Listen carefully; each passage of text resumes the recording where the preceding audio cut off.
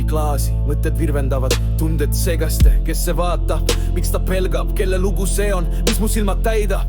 Taju on nagu vari, mis liigub koos valgusega, aga see vari ei ole mina, vaid see, kes kardab midagi kaotada. Vaata mind, ütleb ego naeratades, ma tean, mida sa vajad, natuke tunnustust, natuke turvatunnet ja siis oled õnnelik. Aga miks ma tunnen sügaval sees midagi, mis ei klapi? Miks kõik, mis ma saavutan, kaob nagu tolm, kui vaatan ausalt peeglisse? Sind ei saa kaotada, sest sa oled mina, ütleb olemus vaikselt.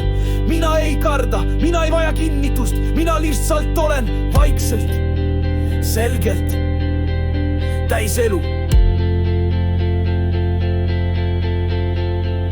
Taju võib petta, aga süda teab, kui vaikida piisavalt kaua, kostab olemuse hääl.